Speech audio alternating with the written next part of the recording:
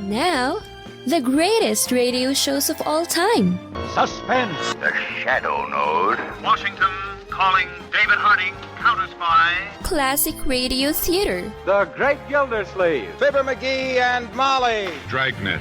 Gunsmoke. The Lone Ranger. Now, step back into our time machine with your host, Wyatt Cox. Good evening, friends of the Inner Sanctum.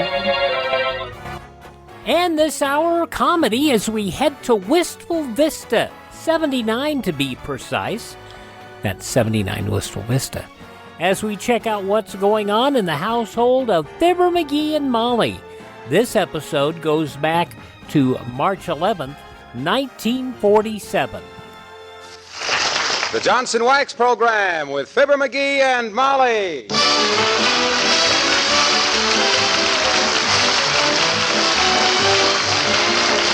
The makers of Johnson's Wax products for home and industry present Fibber McGee and Molly with Bill Thompson, Gail Gordon, Arthur Q. Bryan, Gene Carroll, and me, Harlow Wilcox. The script is by Don Quinn and Phil Leslie. Music by the King's Men and Billy Mills Orchestra.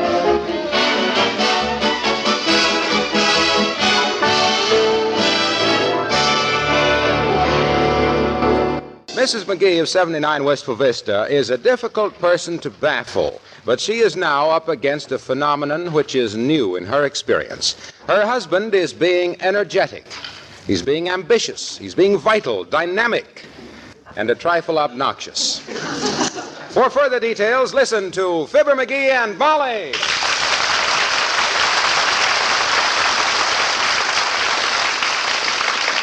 How's the Davenport look over here, kiddo? Or do you think it'll look better over here?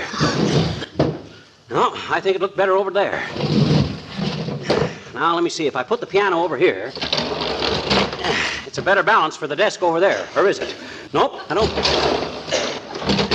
You just say where you want this stuff moved to, Snooky. Hey, maybe if I tore out the south wall here, I could extend the dining room into the... Wait till I get my tool chest. I'll have... Now, McGee, whoa. Huh? Stop it. Sit down, relax. What's the matter? Can a man exert himself a little around his own house? My gosh, I've cleaned out the garage already this morning. I've switched the tires on the car, I painted the back fence, and I nailed that window that's always rattled every time the wind blows till you can't hear yourself think shut. So what's the difference if I... Now, McGee, please. Sit down a minute. I can't sit down. I'm too restless. I got too much energy. Can this be the same lad who put salt on his cornflakes yesterday because the sugar bowl was too heavy? That's all behind us now, Tootsie. Now I'm full of pep. I got vitality. I got drive. Why, I got so much energy, I'm scared to cross my legs for fear of throwing my hips out of joint. McGee, what is this all about? What's happened? I read a book, that's all. I read a book that's changed the whole course of my life. I've discovered the secret of physical energy. Well, for goodness sakes, keep it a secret. Huh? If everybody in this world starts jumping around like you've been, I'm going somewhere else. What is this book? Look, right here. I bought it for $1 from a guy in a doorway next to the Elks Club. The name of it is Man's Untapped Energies. Why? If I'd read this thing 30 years ago, who knows what I might have been today? Who knows what yours it is? What's the secret? 4 hours sleep a night, that's all. 4 hours? Yep, 4 hours. 4 hours sleep is plenty to recharge the human dynamo. Too much sleep and you're overcharged.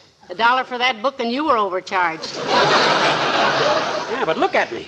I slept just 4 hours last night and I got so much pep today I can't hold myself down. I'm leaping. Whoops. Hey, get your hat and I'll race you down to the drugstore. I got a better idea. Let's turn somersaults out to Dugan's Lake and back. Great. I'll give you 3 blocks head start because you're a woman and the first one that passes the post office can stop in... Oh, heavenly days, please. Huh? Look, McGee, in the first place, you're a little... Come in. Hello, Dr. Gamble. Nice to see you. Hello, my dear. What are you waving your arms around for, muscle-bound? Breaking in some new sleeve garters? Just working off a little excess energy, Docky. If all your patients had as much pep as I got, you'd have to tear up your license and start making an honest living. He's been like this all day, Doctor, moving furniture, dashing in and out of doors, running up and down stairs. Better calm down a little, goon boy, or you'll have a stable full of Charlie horses.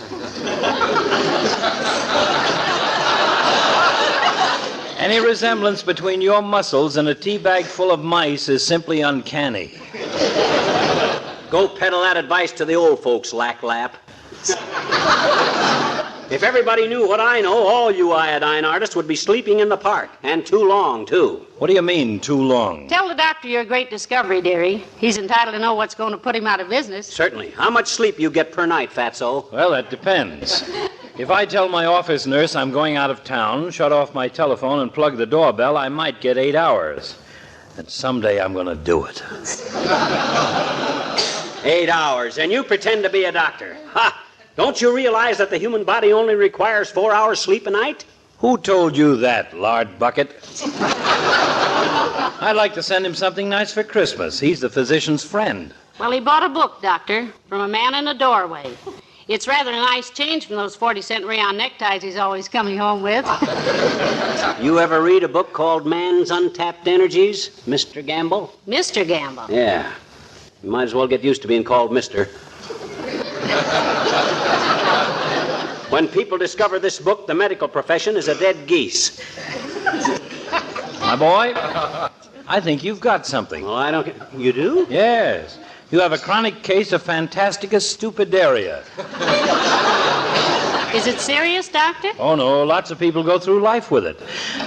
Look, Dr. McGee. Yes, my boy. This is a very interesting theory of yours. 4 hours sleep a night. Yep. I want to read that book very carefully. Bring it with you to the hospital. I'm not going to the hospital. That's what you think. Huh? Well, call me when he falls on his face, Molly. Good day, both of you. No, Doctor, not through that door. That's the hall closet. Oh, I forgot to tell you, Molly. I straightened out the hall closet this morning, too.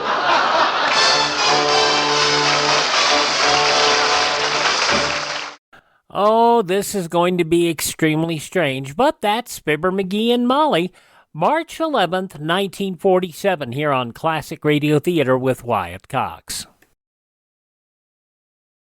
Thanks for tuning into Classic Radio Theater with Wyatt Cox. The story of Jim and Marion Jordan is fascinating when you realize that they started in the 1920s. Their early show, Smack Out, as Fibber as a fellow who runs a grocery store, and he's always smack out of everything. So that's where that came from. And if you listen to the 30s shows, as compared to the 1940 shows, you'll see that they've evolved a bit. They're a lot less whiny and a lot less rat-a-tat, but the shows are still fun. They really are. March 11th, 1947, Fibber McGee and Molly, as we continue now here on Classic Radio Theater with Wyatt Cox.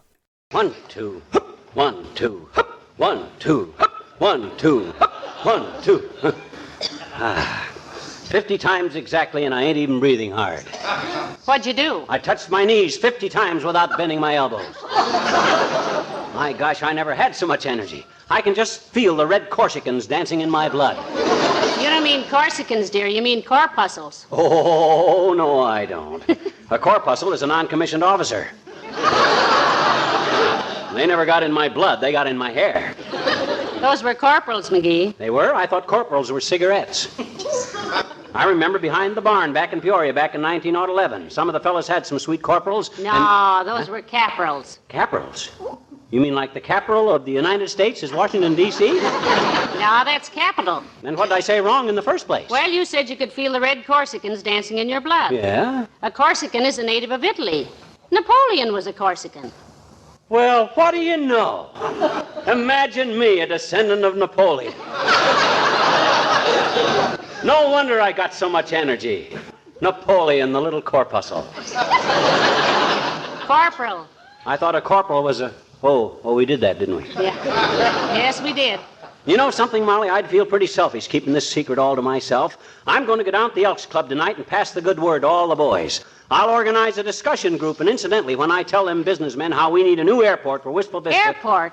What brought that up? Oh, I didn't I tell you? No. I put on my tracksuit and my sliding pads and trotted out there this morning. Before you were up. I had to have some exercise, and believe me, that place is a mess. I thought the airport was pretty good. Pretty good. It ain't even developed. There's 1,000 acres right in the middle without a single building on it.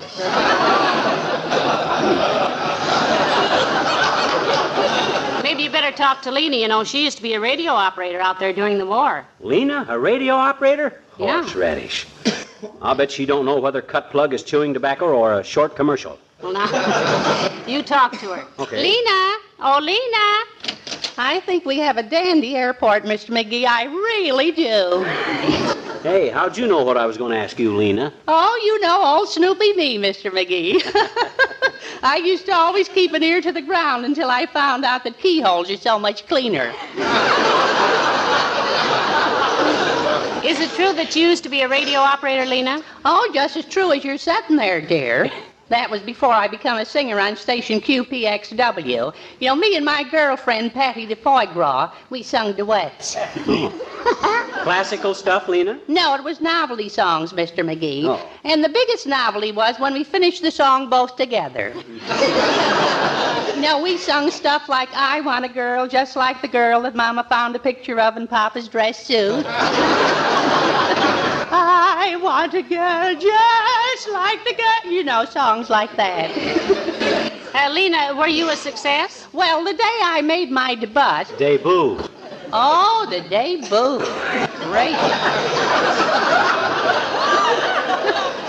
You know, I was so scared, I ran off the stage, tripped over a wire, and the station was off the air for 6 hours. And I was off for good. Are you a soprano or a contralto, Lena? Well, now, I asked my vocal teacher about that, Mrs. McGee, and he said that he really couldn't say, but he thought I was a kind of a mezzo-baritone. Did I ever sing you the song I wrote myself? Which one was that, Lena? Well, I called it, If You Can Smile When Things Go Wrong, Why Do You Have to Be Such a Hypocrite? Well, I guess that answers your question about the airport, Mr. McGee. Oh, zippity-doo-dah, zippity-dah.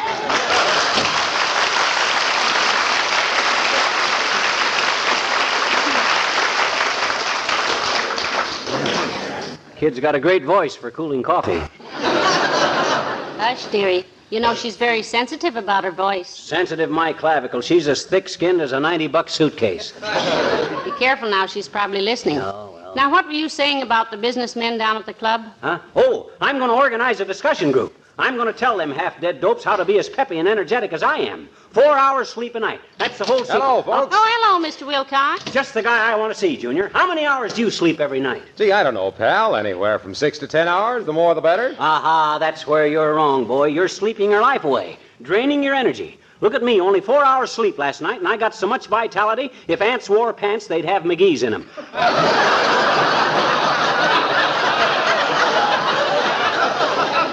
Cut down on your sleep, son. Keep that dynamo working. What goes on here? Well, he read a book, Mr. Wilcox. It's all about how... McGee, stop pacing up and down. You make me nervous. I can't help it, kiddo. I got to keep doing something. Got to burn up this energy. See how I am, Junior? Just bubbling over with life and pep. You, too, can be the same. Here, read this book when you get time. Man's Untapped Energy. Yep. Where'd you get this, pal? He bought it from a man in a doorway, Mr. Wilcox. I remember once he bought a combination potato peeler and pencil sharpener from one of those street peddlers. It peeled pencils and sharpened potatoes. Another time This was different. The best dollar I ever spent, except for my marriage license. Well, thank you. Not at all. Incidentally, did I ever pay you back for that? No. Remind me. Look, Junior, drop in at the Elks Club tonight. I'm going to start a discussion group. I'm going to show them mugs how to really live. Yes, but, pal, listen, 4 hours sleep a night. Exactly. You see, every man has a great store of energy, Junior. And some stores close earlier than others. Right. Now then, if a man sleeps all night, he just skims the top off his energy. He don't use it. It's like eating the top layer off a barrel of apples and then filling it up again and never get to the good apples at the bottom of the barrel of apples. I like apples. Huh? You do, Mr. Wilcox? That's besides the point, Junior. I merely gave apples as for an instance. As an illustration. It was an apple that put me in business. It was, really? Yep. When I was in the 5th grade in Omaha, I was in love with my teacher, Lucy Littell. Ah. Used to bring her a big red apple every day. Let's not get off the subject, Junior. Now, when a man's I'd energy... spend my whole recess polishing that apple. The way the natural wax protected and beautified it got to be a complex with me. Yes, but McGee was just saying... All through high school, I remembered the sparkling beauty and color of those big red apples. So when I had to go to work, I asked myself, who made the finest wax products in the world? S.C. Johnson and Son of Racine, Wisconsin, of course. What's that got to do with the big red apple? Then when Then when I saw what Johnson's Glow Coat would do, I knew I was home. It didn't require any rubbing or buffing. It was self-polishing. Just pour a little out on the linoleum, spread it around, and in 20 minutes or less it dries to a glistening protective coat that makes good housekeepers proud and happy. That's all very well, Mr. Wilcox. That's why I always say a woman who knows her apples always uses Johnson's Glow Coat on her linoleum. By the way, what were you saying, pal? I didn't mean to interrupt. Skip it, Waxy. Just remember, I'm giving a talk at the Elks tonight. Don't miss it if you can. Don't worry, I can. So long now.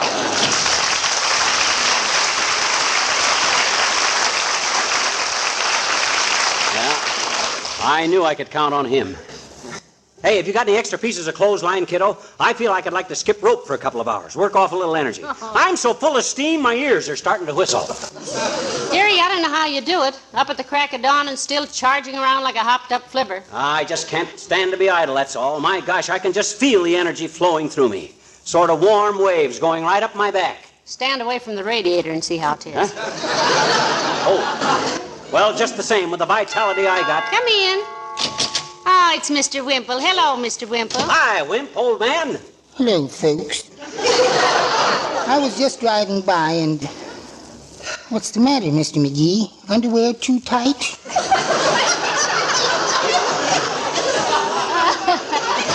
No, Mr. Wimple, he's just restless today. Yeah, overflowing with pep and energy, Wimp. Want to know how I do it? No, thank you. Huh? You don't want to be peppy and energetic, Mr. Wimple? No, it tires me too much. But, Wimp, you're not living. You're a vegetable. Do what I do. Sleep only 4 hours a night. Leap out of bed before daybreak. Run 5 miles before breakfast. Keep moving. You know what it is that gives you that run-down feeling? Yes, sweetie face. Sweetie face, you mean? Yes, my big old wife. She ran me down with her Buick yesterday. Deliberately? Yes. I was sitting in the garage reading my bird book. Your what, Mr. Wimple? My bird book. I was reading all about how the big-billed bullfinch of Borneo brings bits of birdseed to her babies, and all of a sudden, Sweetie Face drove into the garage and pinned me to the wall. My gosh, that must have been humiliating. I was simply crushed, Mr. McGee. Sweetie Face is rather impulsive, you know, but I am too. She'd forgotten that, I guess. Why, what'd you do, Wimp? You won't tell? Not a soul, Mr. Wimple. Mum's the word, Wimp. What'd you do? Well, I put some extra pieces in her jigsaw puzzle.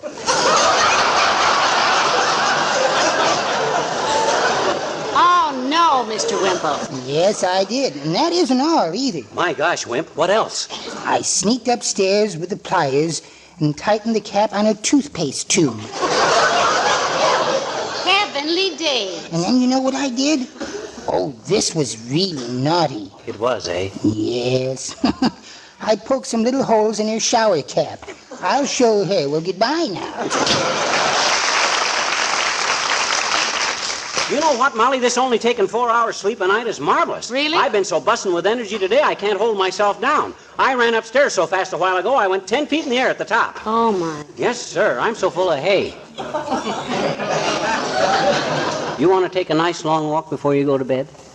Sweetheart, I wouldn't walk 18 inches to see Richard dive through the door into a cement mixer. I am exhausted. You sleep too much, kiddo. Look at me. 4 hours sleep and fresh as a daisy. Why, another week of this schedule and I'll have the... Oh, come in. Good evening, Molly. Hello, McGee. Hello, Your Honor. Hi, Latriv, old cheesecake. How's the boy? Feeling okay? Want an Indian wrestle for $half $1?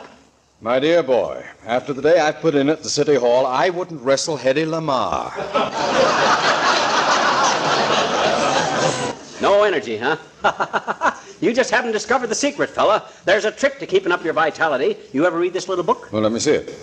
Man's Untapped Energy. Yep. Where'd you pick this up, McGee? He bought it from a man in a doorway, Mr. Mayor. You know the type. They also sell you imported French perfume made out of vanilla extract. What's this book about, McGee? How to utilize your physical resources, Latriv. Store up energy by staying awake. Most people sleep too much. Drains away all their vitality. 4 hours sleep a night is all the human body needs. Whose human body? If I tried to live on himself 4 here tried it last night, Your Honor, and believe it or not, he's been streaking around like Joe Lewis's left glove. It's a fact, son. I'm going down to the Elks in a little while and organize a discussion group. Tell them tired businessmen the facts of life. They've been dragging around all their lives like they were smuggling anvils. I'll have this town humming with energy in the next few days. Wonder if they'll be humming because they can't remember the words. March 11th, 1947, Fibber McGee and Molly. The conclusion follows these important messages from your favorite station. You're listening to Classic Radio Theater with Wyatt Cox.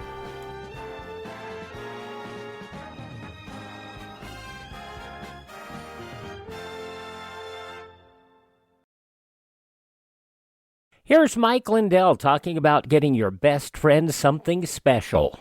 And Mike, you've done it again. You've brought us an amazing line of dog beds. This has been a long time coming. It starts with the same patented fill for your dogs now as we do my pillow.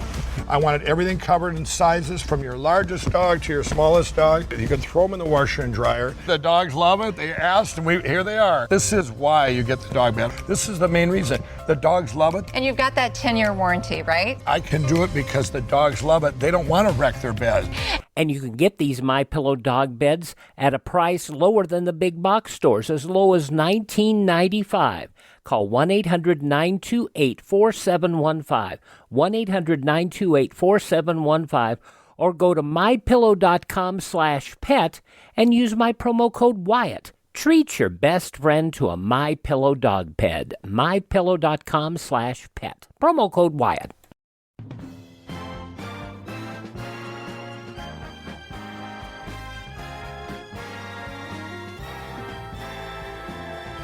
We'll see what's going on with Captain Midnight in a few minutes on Classic Radio Theater with Wyatt Cox, but now the conclusion of Fibber McGee and Molly, March 11th, 1947. Wonderful. I know your talk at the Elks Club will do me a lot of good tonight, McGee. Thanks. I had planned to spend the evening down there just loafing, but you will make it a night well spent. Oh, gee, thanks, Latriv. You think McGee's talk will show you the way to new energy, Your Honor? No, it will show me the way to go home. To bed, right now. Good night.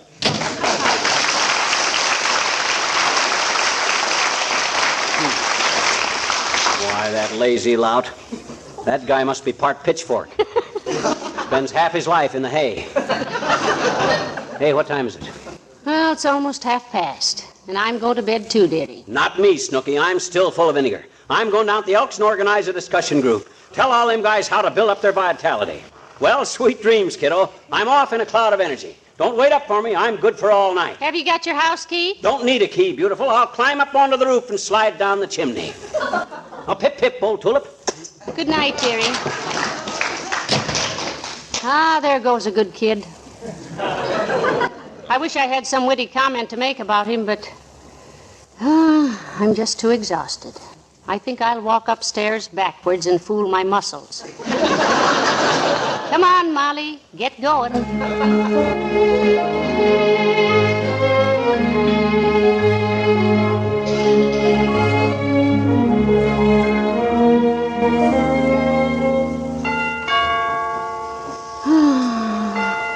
Oh, dear, McGee didn't have his key after all. Now, where's that other mule? I mean the one I'm not married to. Oh, here it is, in my robe. Yes, I'm coming, dearie.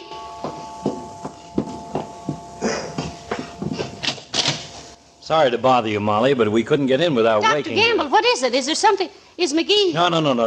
Don't worry, my dear. He's fine. Oh. All right, boys, bring him in. It's McGee. Doctor, what is it? What happened? He's all right, Molly. He walked into the Elks Club, told the boys he was going to give a talk, sat down in this chair, and went dead asleep. What? Yeah, we couldn't wake him up without slugging him with a pool cue, so we just left him in the chair and brought him home. Dropped him 3 times on the way, but it didn't seem to bother him. Okay, boys, thanks very much. Okay, Doctor. Good night, fellas. Well, shall we get him up to bed, Doctor? Certainly not. Let him sleep in the chair all night. Teach him a lesson. In the morning, he'll be so stiff you can carry him upstairs in a bass drum. Good night, Molly. Good night, Doctor. And thanks. For goodness sakes. McGee. McGee, wake up. Man's untapped energies.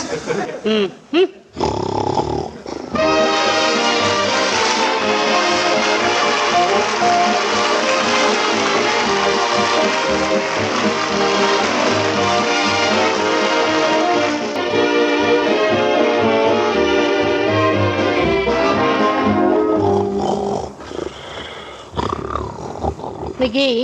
McGee, wake up. Huh? What are you doing down here at the Elks Club, Molly? Hey, what's our Davenport doing down here? Now. Where's my speech? You're home, dearie. Huh? You're home. Dr. Gamble brought you. Oh. Now come on up to bed. It's midnight. Midnight?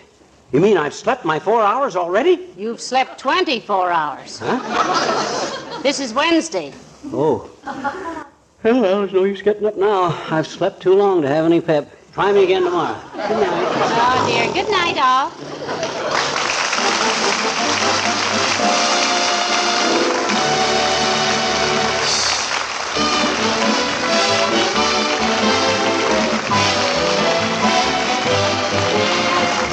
This is Harlow Wilcox, speaking for the makers of Johnson's Wax Products for Home and Industry, inviting you all to be with us again next Tuesday night. Good night. March 11th, 1947, Fibber McGee and Molly on Classic Radio Theater with Wyatt Cox. Did you know that before Captain Midnight was sponsored by Ovaltine, on a regional basis it was sponsored by the Skelly oil dealers in the Midwest? So any offers you hear for premiums during this episode, they're not going to be valid because there are not that many Skelly stations out there, if there are very many where you live. March 11th, 1940, Captain Midnight, here on Classic Radio Theater with Wyatt Cox.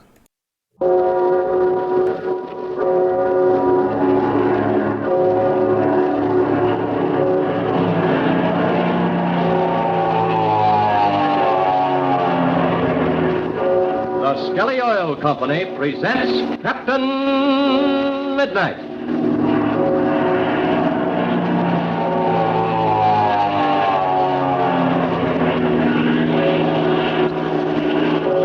Captain Midnight, brought to you 3 times each week by the Skelly Oil Company, Skelly Choppers and Dealers.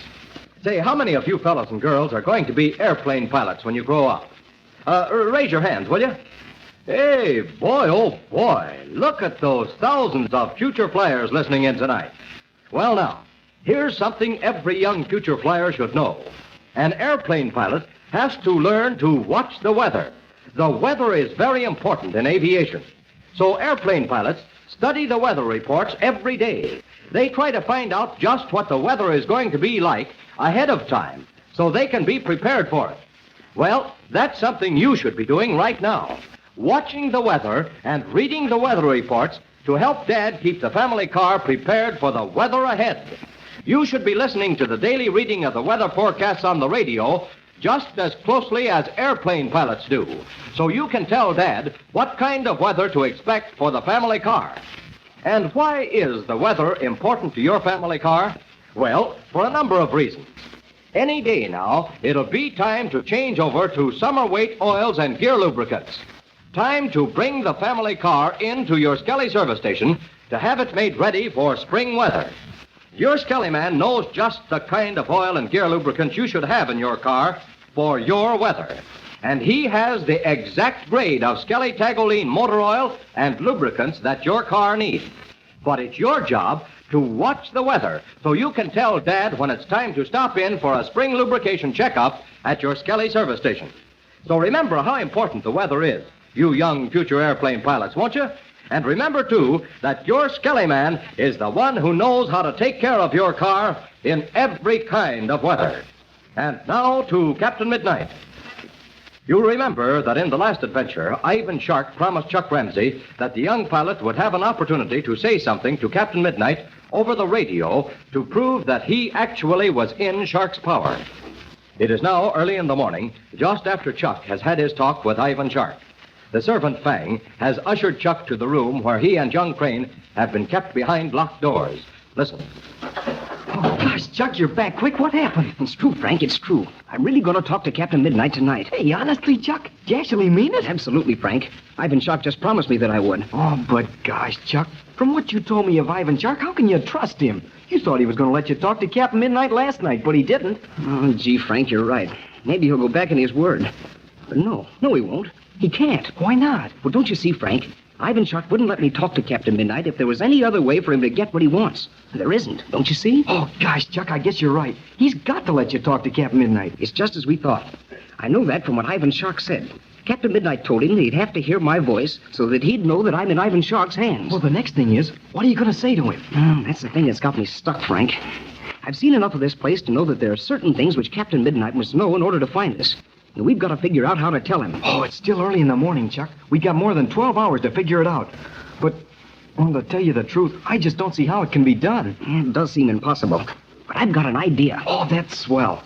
How long do you think Ivan Shark will let you talk to Captain Midnight? If all he's going to do is let Captain Midnight hear your voice, well, then he may only let you say a couple or 3 words. Then we're sunk, Frank.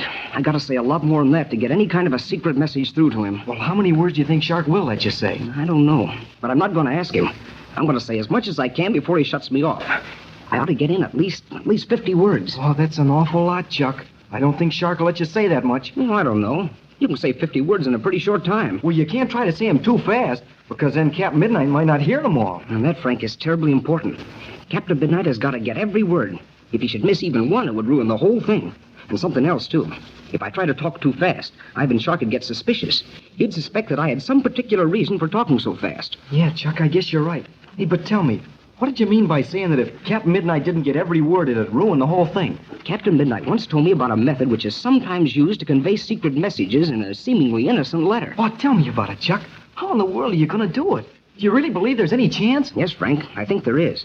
But it means a terrific amount of work. Well, I just can't see how you're going to do it. You remember I told you about this good luck coin I have in my pocket? Oh, you mean the one with the 3-bladed propeller? Yes. And do you remember what... Well, here it is. I told you about that word Kobrelhofer. Oh, sure, Chuck. I'm looking at it right now.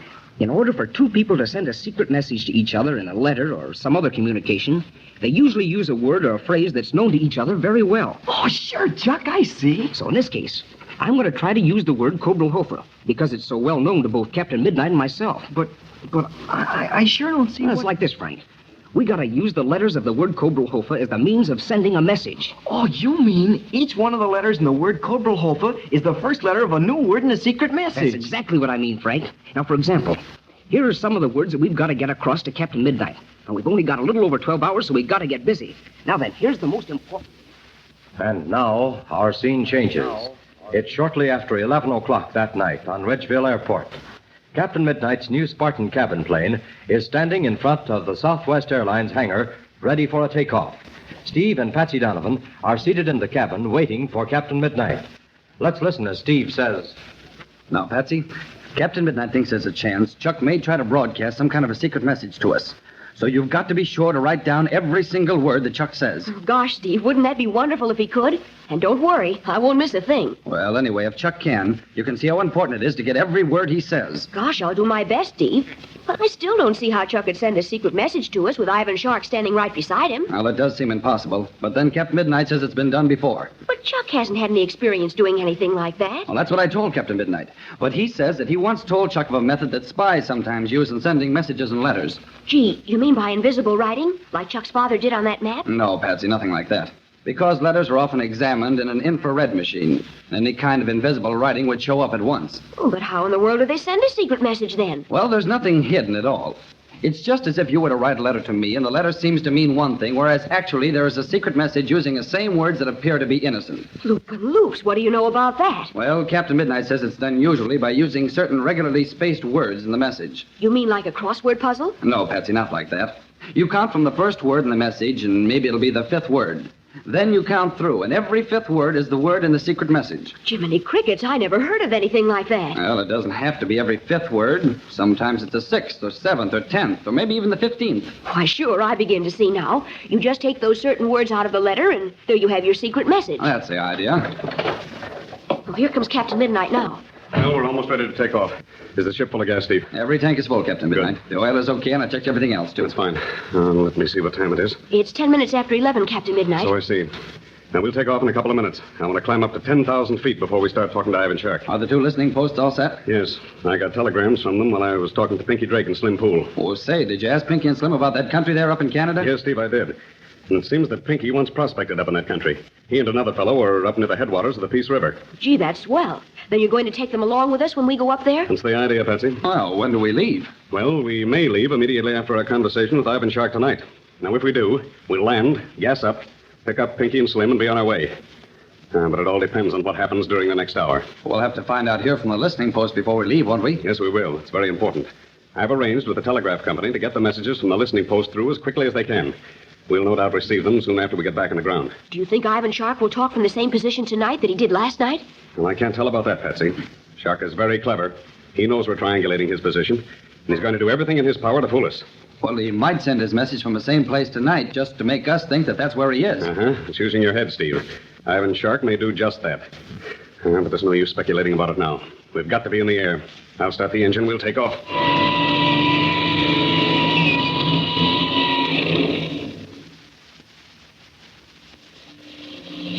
How about it, Captain Midnight? The needle says 10,000 feet. Good. We're high enough now, Steve. I'm going to level off.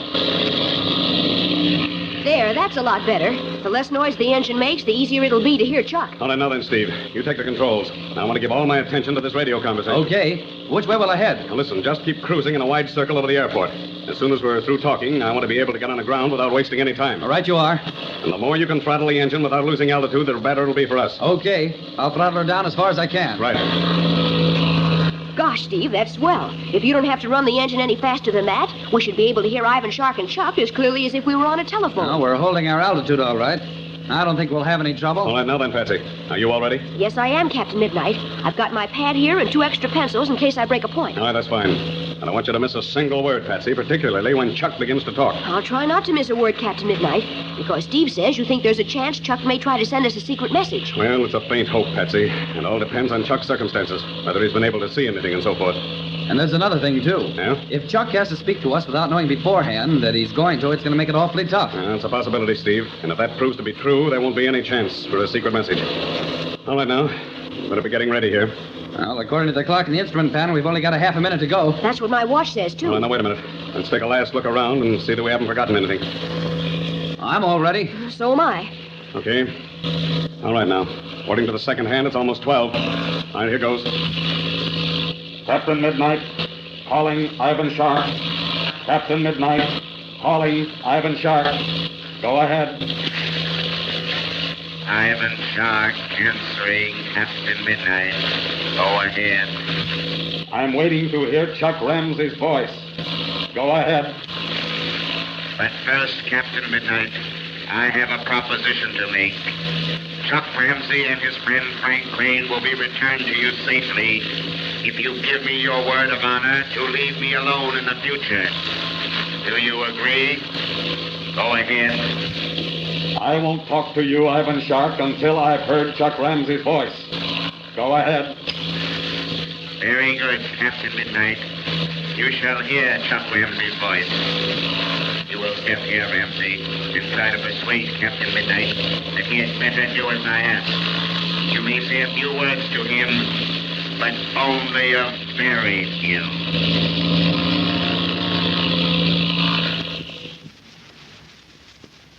Chuck Ramsey's voice is about to be heard by Captain Midnight, Steve, and Patsy. But what will he say? Chuck and Frank Crane have had over 12 hours to work out some kind of a secret message to send to Captain Midnight. Have they succeeded? You must not miss Chuck's speech in the next exciting adventure of Captain Midnight. Now, here's something you shouldn't miss, too, because it's a chance for you to show Dad you really know something about driving. The next time you're out riding in the family car, you ask Dad or whoever's driving how long it's been since you've changed the oil in the crankcase. Well, if it's been some time, then there's your chance to say, listen, Papa, let's try Skelly Tagoline this time. the motor oil that's made to stand abuse. Now, that idea will appeal to Dad, I know, because if there's anything every motorist wants, it's an oil that will stand abuse, an oil that will hold its body and keep on protecting your motor mile after mile without thinning out till there's nothing left. And that's why Skelly Tagoline is such a popular motor oil. It proves by mile after mile of tough going at high speeds and high temperatures that it's really made to stand abuse. So remember, try Tagoline tonight or the next time you change oil. Stop at your Skelly service station and ask for Skelly Tagoline motor oil. And don't forget to tune in again Wednesday, same time, same station, for further transcribed adventures of Captain Midnight. Brought to you every Monday, Wednesday, and Friday by the Skelly Oil Company, Skelly Jobbers and Dealers. Will Chuck Ramsey be able to send a secret message to Captain Midnight? Or will Ivan Shark notice the trick and stop Chuck from speaking? Be sure to listen Wednesday. Until then, this is Don Gordon, your Skelly man, saying goodbye and happy landing!